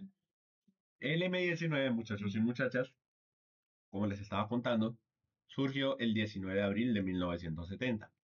Para ese momento, Petro tendría aproximadamente 10 años. ¿Listo? Ujú. Dice que los seguidores liberales de Gustavo Rojas Pinilla, ¿cierto? Que había liderado en 1953 a 1957 el golpe de Estado, se empezaron a movilizar por un posible fraude. La ideología del M-19 se definió con tres conceptos: nacionalismo, democracia, economía, política y justicia social. Ujú. Aquí hay varios representantes y aquí surgen varios representantes guerrilleros que a día de hoy, pues, espérenme que está pasando el vendedor de piña.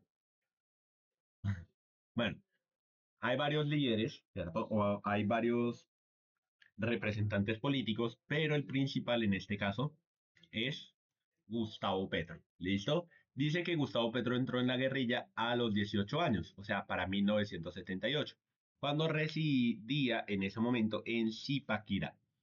¿Listo? Cuando residía en Zipaquirá, al norte de Bogotá.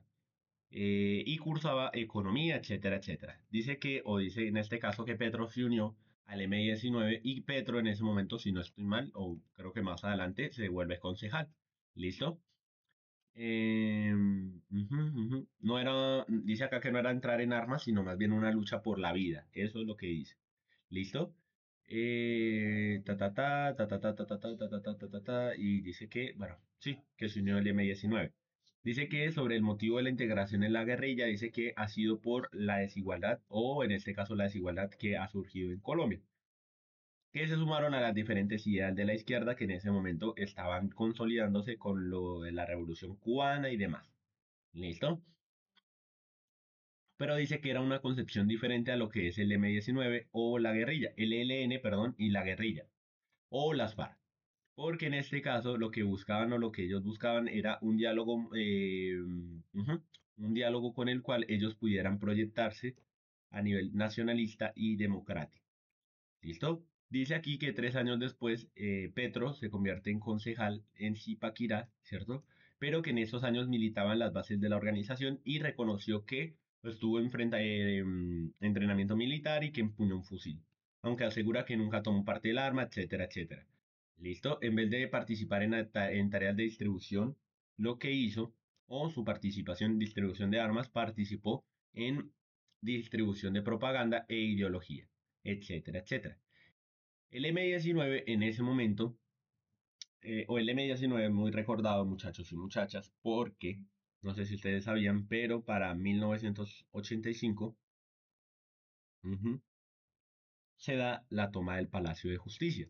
Entonces mucha gente dice, o se dice que la toma del Palacio de Justicia fue, o se dice que Petro fue parte de lo que sucedió en el Palacio de Justicia, y la realidad en este caso es que la toma del Palacio de Justicia se marcó en este caso por diferentes conceptos que nada tenían que ver con lo que pensaba Petro en ese momento, y se dice, según las pruebas, se dice que Petro en ese momento estaba encarcelado. Entonces que él no tenía nada que ver con esto. ¿Listo? No tenía nada que ver con la toma del Palacio de Justicia. Eso es lo que se dice. ¿Listo? También luego el M-19 se enfrentó contra el cartel de Medellín, etcétera, etcétera. ¿Listo? Y de Pablo Escobar. Pero lo que yo les quería mostrar, voy a irme para el YouTube, es la toma del Palacio de Justicia. La toma del Palacio de Justicia se da en el 85. ¿Listo? Pero ya les iba a explicar algo más. Toma Palacio de Justicia. Acá está. Esta es la toma del Palacio de Justicia. ¿Listo? Por parte del M-19. Espérenme. Ahí está. Le digo,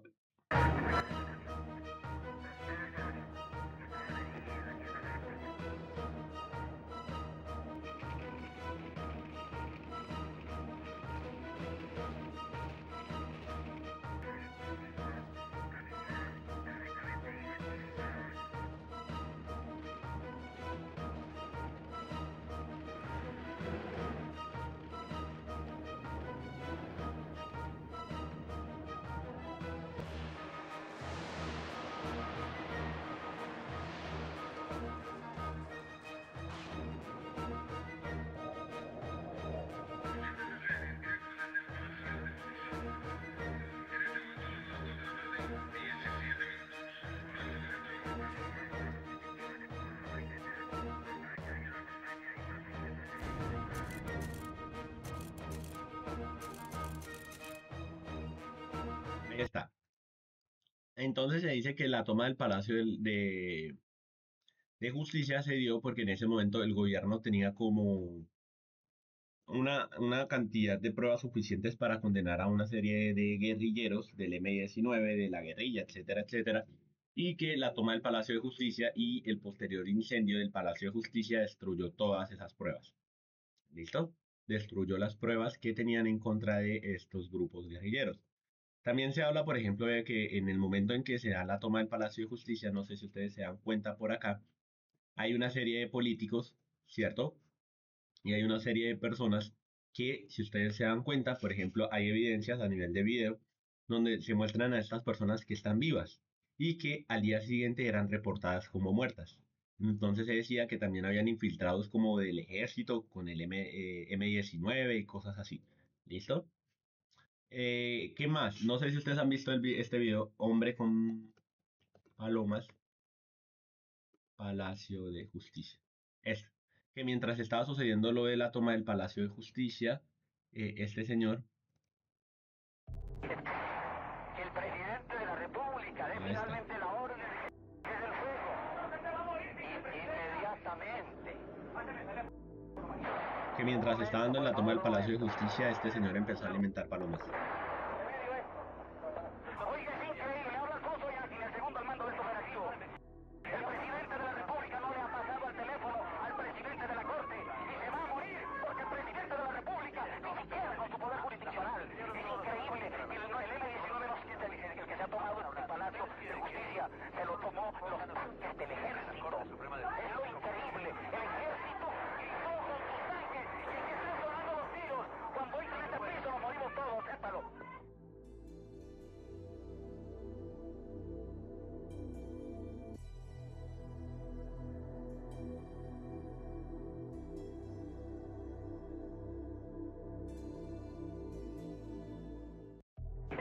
Ahí está. El presidente de la República dé finalmente la orden de Sin embargo, muchachos y muchachas, tenemos que volvernos unos años atrás, para 1982. ¿Listo? Para 1982 y de 1984, el presidente de ese momento era Belisario Betancourt. ¿Listo? Este señor llamado Belisario Betancourt inició lo que más adelante conoceríamos en la historia de Colombia como los procesos de paz. ¿Listo? Se buscaba firmar entre estos procesos, pues finalmente el fin del conflicto entre las guerrillas. ¿Listo? Procesos de paz. Procesos de paz que no llegaron a ningún acuerdo. ¿Por qué? Porque lastimosamente las guerrillas, algunas se llegaron a comprometer y otras no, y con ellos se dio el surgimiento de otras guerrillas adicionales. ¿Listo?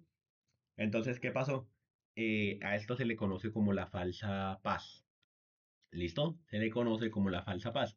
Sin embargo, yo les quería mostrar lo del M-19 que estábamos viendo ahorita. Por acá, ¿dónde está? Mm, Lo que les mostré hace un momento del M-19. Acá está. Estoy acá. Entonces, bueno, no nos centremos más en Petro. ¿Listo? Si Petro fue o no, pues ya nos dimos cuenta de que nada tenía que ver, al menos en las pruebas que se tienen. ¿Listo? Respectivamente. ¿Qué sucedió? Que después de la toma del Palacio de Justicia, ¿cierto? Se participó en los 80 o después de la toma del Palacio en las negociaciones de paz con el gobierno. ¿Listo? Era lo que les había explicado hace un momento con Belisario Bentancur, etcétera, etcétera. ¿Listo? ¿Qué sucedió? Que esta guerrilla, al menos el M-19, se empezó a desmovilizar. Todas esas armas que ellos tenían y todo ese porte militar que ellos tenían, lo entregaron. ¿Listo? El M-19 finalmente firma un acuerdo en 1990 con el gobierno, ¿cierto? De un acuerdo de paz, ¿listo? El primer acuerdo de paz entre el Estado colombiano y una guerrilla, ¿listo? Se firma el tratado y en este caso dice que se incluyeron, entre otras cosas, la renuncia de las armas, etcétera, etcétera, ¿listo? Y una alianza de partidos. Y de hecho hay mucha gente que dice, profe, o mis estudiantes me decían, profe, entonces el M-19 tiene partido político. A día de hoy, no. Pero muchos de los militantes del M-19, muchachos y muchachas, fundaron partidos como el Partido Verde, el Pacto Histórico, Colombia Humana, sí, el Partido Verde también. Hay varios partidos que surgen después de o este acuerdo de paz. ¿Listo? Entonces hay mucha gente que tilda a los partidos políticos de izquierda como los únicos, cuando en realidad es que hay partidos políticos en la historia de este país que también hacen parte de la izquierda colombiana. No son partidos aislados. Lo que pasa es que la gente no les gusta hablar de eso porque precisamente hay como una serie de intereses ahí de por medio. ¿Listo? Ahí está. Finalmente, en este caso, para 1990, muchachos y muchachas, digamos, varios líderes del M-19 se inscriben para ser precandidatos presidenciales. ¿Listo? Ujú. Y este señor, espérenme, ya se los muestro, este señor llamado Carlos Pizarro, bueno, el M-19 tuvo varios líderes políticos, pero este señor Carlos Pizarro, León Gómez, fue uno de los líderes al menos más recordados del M-19 porque precisamente este señor, o en específico este señor, bueno, aquí hay una foto de él con Petro, de cuando Petro era joven y era concejal, si no estoy mal. Pero sí, este señor, al menos en su parte de liderato, evitó el uso de armas. ¿Que habían armas y que seguramente asesinaron personas? Sí. ¿Listo? Aquí no es que estamos diciendo, o yo estoy diciendo que el M-19 es bueno. No. Me acuerdo mucho porque mis estudiantes decían, profe, entonces el M-19 es bueno. No, es una guerrilla. Asesinaban personas, mataban gente. Lo que pasa es que no es lo mismo una guerrilla que solamente se quiere enfocar siempre en la guerra a una guerrilla que buscaba la reivindicación política. ¿Listo? Mataron, asesinaron, torturaron a personas, muy probablemente, como cualquier otra guerrilla lo pudo haber hecho en la historia de este país. Pero entonces, ¿de algo sirvió el M-19 o el M-19 qué es, profe? Finalmente, sirvió para fundar las bases de una política distinta o una distinción en la política colombiana, ¿cierto? Respectivamente, y que más adelante serían conocidas como partidos políticos que a día de hoy tienen poder en este país. ¿Listo? Aquí hay una Digamos que hay un entrevista de este señor, espérenme, compartir esta pestaña. Acá está. Voy a subir un poquito el volumen. Sentimos que hay un comportamiento nuevo y un comportamiento más cercano a este proceso por parte de las Fuerzas Armadas, los partidos políticos, el gobierno. Creo que estamos empezando a configurar una nueva realidad en Colombia, en donde de verdad se puede imponer para los colombianos, o se puede encontrar para los colombianos un modelo de pacto para la solución de sus diferendos. Entonces creo que estamos avanzando, tenemos confianza plena de que la coordinadora se va a sumar en ese proceso, porque es muy difícil hoy, en Colombia, al borde de la guerra civil, negarnos a dialogar y negarnos a encontrar la solución colombiana a nuestros propios conflictos. es un tiempo nuevo y es un tiempo indudablemente mucho más esperanzador que el que tuvimos en el periodo anterior. Pero si bien no desconocemos los enormes avances que nos entregó las negociaciones con el gobierno de Belisario Betancur y el proceso del diálogo vivido en aquella época. Ahí está. ¿Listo? Espérenme. Hay otro video de otro líder del M19. No les estoy inculcando nada del M19, solamente les estoy explicando. ¿Listo? Es una guerrilla igual que otra. Pero al menos este tipo de guerrilla, muchachos y muchachas, tenía la idea o la ideología de un diálogo. Ujú. Mm, Hay un video, es que hay un video de un señor que hizo parte del M19. Se me olvidó el nombre de ese líder político. Bueno, por ahí debe estar. ¿Listo? ¿Qué tiene que ver esto, muchachos y muchachas? No con eso quiero decirles que, profe, usted nos está convenciendo para que No, nada que ver. ¿Listo? Se los digo porque cuando trabajé como profe, esto es un tema delicado. Y, por ejemplo, yo trabajé en un colegio privado y los papás decían, ay, qué Petro guerrillero. Y yo les dije, sí, pero para conocer la historia uno tiene que saber los dos puntos de vista. En todo, muchachos y muchachas, porque si ustedes van con el ITES pensando que ustedes se creen toda la historia del país, se van a dar cuenta de que frente a la realidad, pues desconocemos. Incluso yo digo que soy un completo ignorante de la historia de este país. La sigo estudiando y seguramente la seguiré estudiando como así lo estamos haciendo ahora. Pero eso, muchachos y muchachas, si algo se tiene que aprender es que en esta historia o en la historia de este país tenemos que ver las dos caras de la moneda. Y de hecho ya vamos con la siguiente cara también del conflicto. ¿Listo? Bueno, ahí está y ahí se termina. Hay una consolidación finalmente. Y miren, por ejemplo, vámonos para el Google otra vez. Este señor, Pizarro, acá está. Pizarro se lanza como candidato presidencial en Colombia. Él se lanza como candidato presidencial porque él considera que, bueno, que puede ser elegido como presidente del país, probablemente por la historia que tuvo con el conflicto, etcétera, etcétera. La verdad desconozco los motivos de este señor, pero este señor finalmente se lanza a ser candidato presidencial. ¿Ustedes saben qué pasó con este señor? Que este señor, en el momento en que se lanza para ser candidato presidencial, es asesinado. A Carlos Pizarro lo terminan asesinando. No se sabe aún cómo, cuándo, dónde o por qué, pero a este señor lo asesinan. Este señor que decía en sus propias palabras que quería promover en este caso la paz, etcétera, etcétera, finalmente termina siendo asesinado. Y ahorita, por ejemplo, no sé si ustedes sabían, esta muchacha de acá, o bueno, más bien esta señora, María José Pizarro, es hija de este señor. ¿Listo? Es hija de Carlos Pizarro, que termina siendo asesinado después de reivindicarse para ir hacia un proceso de paz en el país. ¿Listo? ¿Qué más tenemos por acá, muchachos y muchachas? Tenemos entonces, listo, ya tenemos lo del M19, la toma del Palacio de Justicia, ¿listo? Y por acá, para 1984, perdón, para 1980 y ¿qué? 89, ¿qué sucedió? En 1989, en la historia universal, si se acuerdan de la historia de ayer, de la clase de ayer de la historia, el muro de Berlín cae en 1989. Caída del muro de Berlín. ¿Listo? Para el 89 en Alemania se da la caída del muro de Berlín.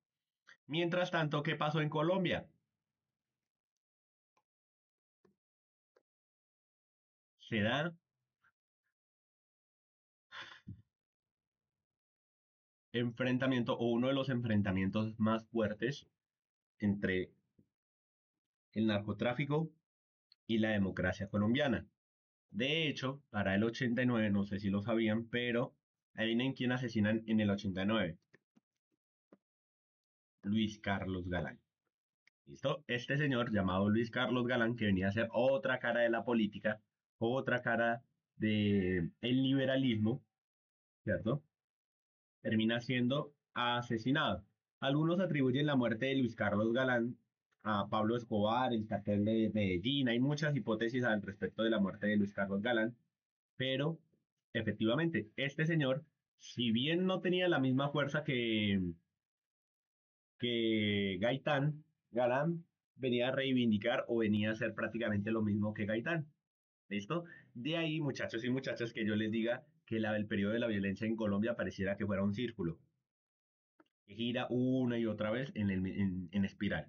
¿Listo? Efectivamente, Luis Carlos Galán venía a reivindicar en este caso la política en Colombia. Galán, que en ese momento se enfrentaba o tenía enfrente a este señor llamado Pablo Escobar, ¿cierto? Pues ahí estaban las dos caras de la moneda. Hay gente que dice que Pablo Escobar fue bueno, hay gente que dice que no. La verdad, pues como yo les digo, yo siempre he tomado una posición imparcial, pero frente a la realidad del país, pues no podemos desconocer todo el daño que hizo este señor. ¿Listo? No es como que yo diga, Pablo Escobar es bueno. Realmente no. ¿Listo? Ahí está. Entonces, para el 89, el precandidato o el candidato presidencial, Luis Carlos Galán, es asesinado por orden de quiénes? De los narcotraficantes colombianos. ¿Listo? El narcotráfico. Ujú. Marcando la violencia, en este caso de los carteles. ¿Cuál es el cartel el más conocido en Colombia? El cartel de Medellín. ¿Listo? ¿Por qué? Por todas estas personas, ¿cierto? Lideradas en ese momento por Pablo Escobar y que desencadenaron un ciclo de violencia continuo en el país. ¿Listo? Finalmente, para 1991, ¿qué sucedió en 1991? ¿Qué pasó en la historia de este país en 1991, muchachos y muchachas? En la historia de Colombia.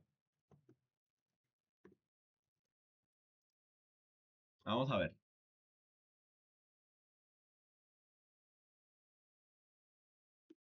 ¿Quién nos dice? Pues efectivamente ahí está.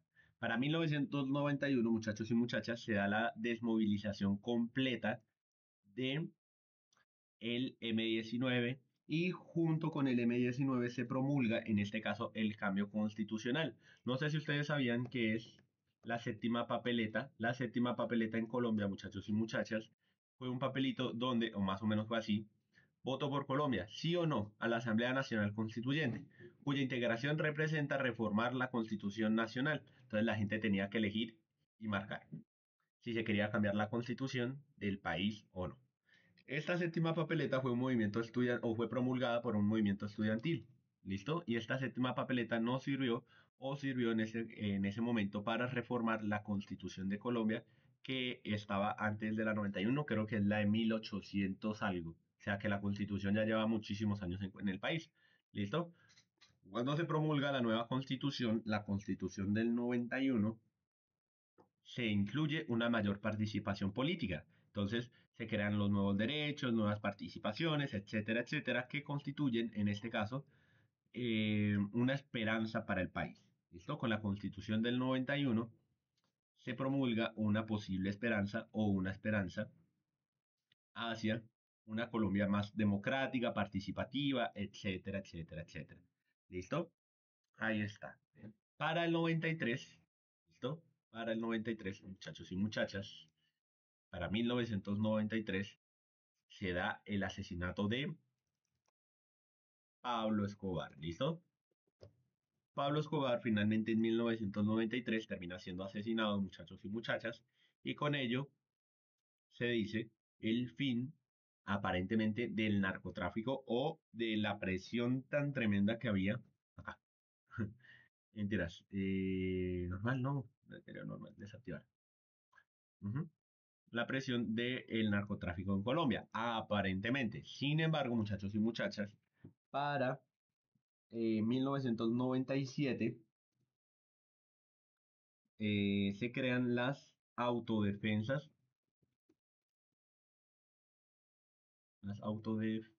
Unidas de Colombia, que en este caso fueron un grupo paramilitar y narcotraficante en Colombia, que operó desde 1997 hasta el 2002, pero en realidad su participación fue más o menos hasta el 2006.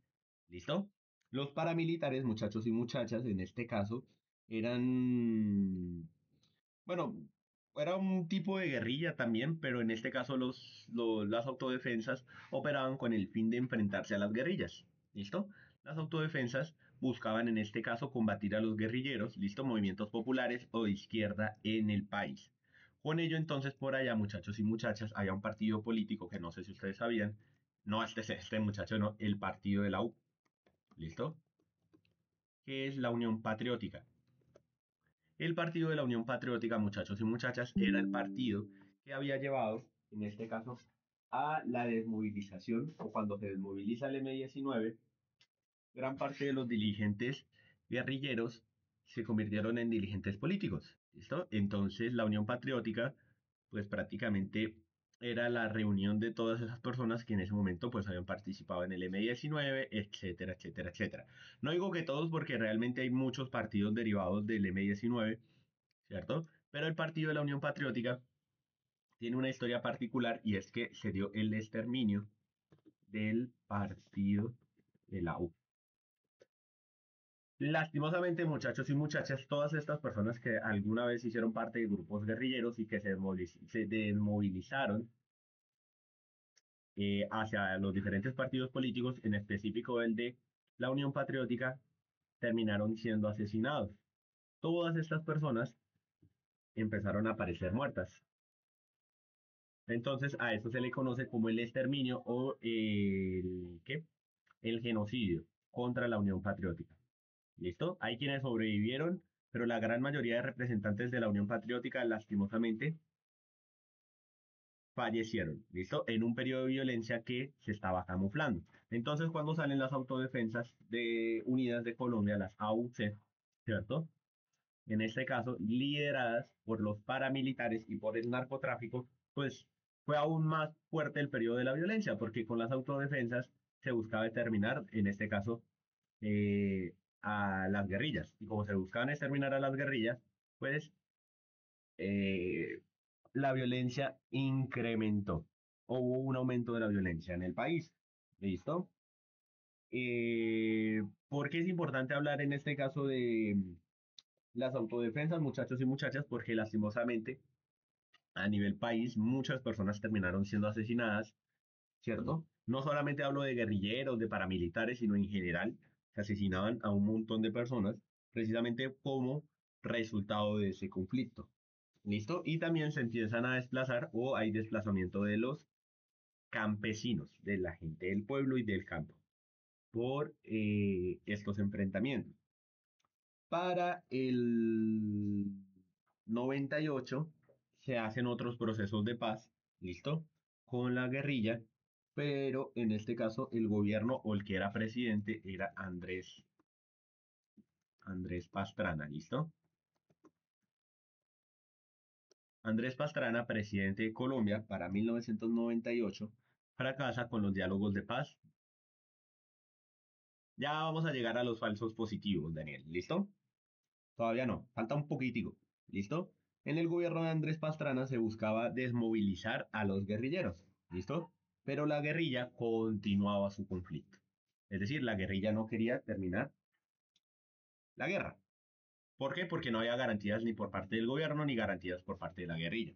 Entonces se fracasa y para el 2002, muchachos y muchachas, para el año en que nací, yo soy del año 2002, para el año 2002, muchachos y muchachas, el presidente de Colombia era nada más y nada menos que el señor Álvaro Uribe Vélez. El señor Álvaro Uribe Vélez, muchachos y muchachas, propone algo que se llama la seguridad democrática. La seguridad democrática, ahora sí, Daniel, la seguridad democrática de Álvaro Uribe Vélez era, en este caso, ujú, buscaban intensificar las operaciones militares contra las guerrillas, debilitándolas, pero ¿qué pasó? Que se dice, ¿listo? Se dice que este señor Álvaro Uribe Vélez utilizó las autodefensas, ¿cierto? También para generar lo que conocemos hoy en día como los falsos positivos. Los falsos positivos, muchachos y muchachas, los falsos positivos, en este caso, son un momento o un periodo de Colombia donde gente inocente, gente que nada tenía que ver. De hecho, hay una muy buena película que se llama Falsos Positivos Película. Acá está, Silencio en el Paraíso. Si ustedes quieren ver, aquí está en RTVC Play. ¿Se acuerdan que ahorita les mostré el RTVC Play? Si quieren ver una película acerca de, y basada en un hecho real de los falsos positivos, véase esta película, Silencio en el Paraíso. Pero si no saben qué son los falsos positivos, muchachos y muchachas, resulta y pasa que con la seguridad democrática del presidente de ese momento, Álvaro Uribe Vélez, a la gente se le quería hacer creer que efectivamente se estaban asesinando guerrilleros. Pero en ese momento, para asesinar guerrilleros, ¿qué era lo que se hacía? Se iba, o no sé si ustedes han escuchado de las muy famosas botas al revés, que es cuando a las personas se les prometía trabajo. Entonces, personas como estas se les decía que si se iban, que se tenían que ir a otro territorio para poder ir a trabajar al campo, se las subían en, o las subían en unas camionetas negras, y apenas las subían en unas camionetas negras, lo que hacían eran que las llevaban por allá al campo, ¿cierto? Bastante lejos de la ciudad, y terminaban siendo asesinadas. Muchas personas inocentes, aparentemente 6.402 personas fueron asesinadas. Hay personas que dicen que esto es una mentira, hay personas que dicen que es una verdad, pero en este caso no podemos desmentir la realidad del país. Y es que en ese momento la violencia había incrementado lo suficiente como para que esto fuera una invención. ¿Listo? O sea, hablo del conflicto en general. Entonces ahí es cuando, intensificando las operaciones militares, se dan los falsos positivos. ¿Listo? Se desaparecen a las personas, y de hecho, no sé si ustedes sabían, pero ahorita con este lema de lo de las cuchas tienen razón o algo así, se descubrió que habían fosas comunes en Medellín, si no estoy mal, donde en ese momento el que era el alcalde, que es Fico Gutiérrez, Federico Gutiérrez, había dicho que no había nada. Pero acá buscamos fosas comunes en Medellín, en la comuna, y aquí dice que en la Escumbrera, ubicada en la comuna 13 de Medellín, es una fosa común urbana que ha sido escenario de desapariciones forzadas y en donde se cree que hay, hay personas asesinadas. Y de hecho sí, se empezó a investigar, se decía que allá no había nada, cuando efectivamente empezaron a escarbarse, pues se descubrió que sí, que parte de los falsos positivos, o que una parte de los falsos positivos, o de las fosas comunes, como son llamadas, efectivamente sucedieron. ¿Listo? Y no sé si ustedes vieron la noticia también en México, fosas comunes o algo así, espérenme a ver. México, asesinato, no, espérenme, algo así. No, México, ¿No es que era él la gente que se iba a trabajar, profe? Entrevista de trabajo supuestamente. sí, pero eso justamente era lo que yo estaba pensando, pero se me olvidó cómo es que se llama, Sinaloa, no me acuerdo en dónde es. Daniel México, dice que es Jalisco. Jalisco, exactamente. Entonces por ahí está la noticia efectivamente de que también se dice que en un rancho de Jalisco en México, por el tema del narcotráfico, ¿cierto? Era un centro de adiestramiento. Ahí está, espérenme, es que tengo el bloqueador de anuncios, no me gusta ver los anuncios. Ujú. Pero se encontraron, ¿cómo es? Sí, es que aquí está, pero no me deja mostrárselo. Noticias, noticias, noticias. Campo de exterminio. A ver, campo de exterminio. Que se les prometía exactamente lo mismo. Eran personas, muchachos y muchachas, que se les prometía o se les decía que, ajá, en Jalisco, que se les decía que para ir a trabajar o para tener unas oportunidades de trabajo o algo así, y pues que efectivamente había un campo de exterminio. ¿Listo? Un campo de exterminio, y aquí están pues las evidencias de las personas, las maletas, los zapatos, las prendas. ¿Listo? Por si luego quieren investigar más, ahí está. ¿Listo? Esto yo lo estaba pensando más o menos como lo mismo que yo estaba diciéndoles hace un momento de los falsos positivos. ¿Listo? Lo que pasa es que probablemente los falsos positivos sí tenían o estaban enfocados a nivel de político, y esto seguramente más a nivel económico. ¿Listo? Bueno, ahí está entonces la seguridad democrática de Álvaro Uribe Vélez. De hecho, no sé si ustedes sabían, Álvaro Uribe Vélez fue tan popular en Colombia, pero tan popular, que se propuso la reelección del señor Álvaro Uribe Vélez. ¿Listo? Álvaro Uribe Vélez fue presidente de Colombia, si no estoy mal, dos periodos presidenciales. Y de hecho, la gente quería que Uribe fuera o tuviera un tercer mandato presidencial. Pero para eso, y hay un video de La Puya que yo les recomiendo muchísimo, de por qué no debemos de promover la reelección presidencial. Por acá está, por si luego lo quieren ver. Profe, pero Mm, Hace igualmente años no en la veíamos una Colombia Constitución tan dice violenta. que está prohibido también, ¿no? sí, obviamente. Ahorita está prohibido, pero pues tú sabes que un artículo constitucional se puede cambiar a último momento. ¿Listo? Ahí está, miren, este video. Que nos habla de por qué la reelección no es buena idea. Una senadora del pacto Ujú. Que se propone que Petro sea reelegido, pero que Petro dice que él no quiere ser reelegido, etcétera, etcétera, pero que se dice que sí, que no. Pues más o menos eso es lo de Uribe, ¿listo? Que se decía que Uribe quería, o se buscaba con Uribe, gobernar hasta 3 veces. Entonces, por ejemplo, lo que tú dices que es inconstitucional, efectivamente, porque hay unas ramas del poder. Pero en ese momento Uribe tenía tanto poder en este país que, mejor dicho, véanse el video para que yo no se los cuente. Pero prácticamente de ahí que tengamos que tener cuidado con saber quién se elige para ser presidente.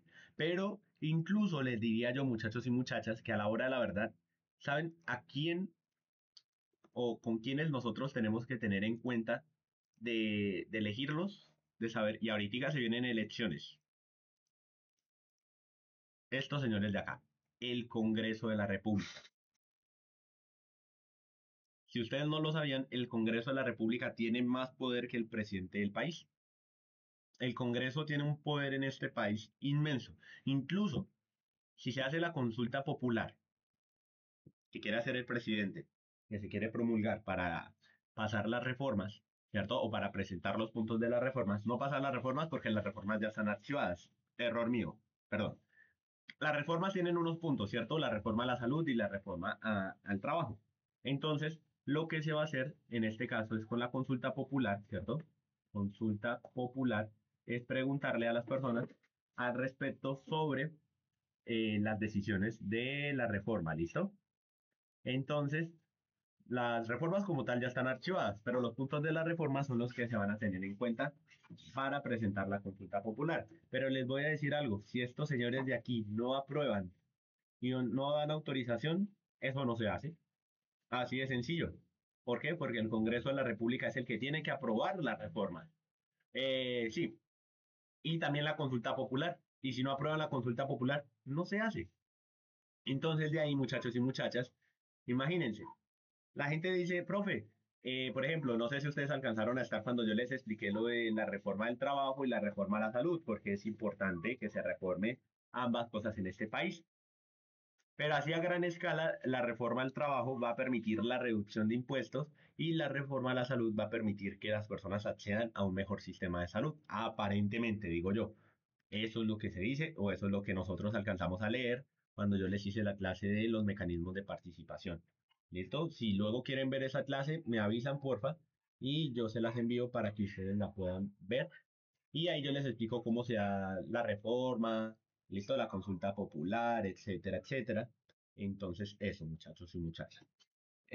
Finalmente, llegamos entonces cuando se termina la seguridad democrática y para el año 2016 los acuerdos de paz. ¿Listo? Para el 2016. Señora, ¿se demora? Bueno, listo, muchachos y muchachas. Entonces, para el 2016 se firman los acuerdos de paz, ¿listo?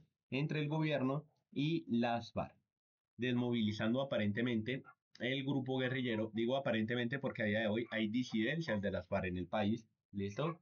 Y de ese año hasta acá tenemos en este caso mayor presencia de las disidencias de las FARC, mayor presencia del ELN, mayor presencia de bandas criminales y conflicto, bueno, lo del Catatumbo. No sé si se dieron cuenta de lo del Catatumbo, que lo que estaba pasando en el Catatumbo.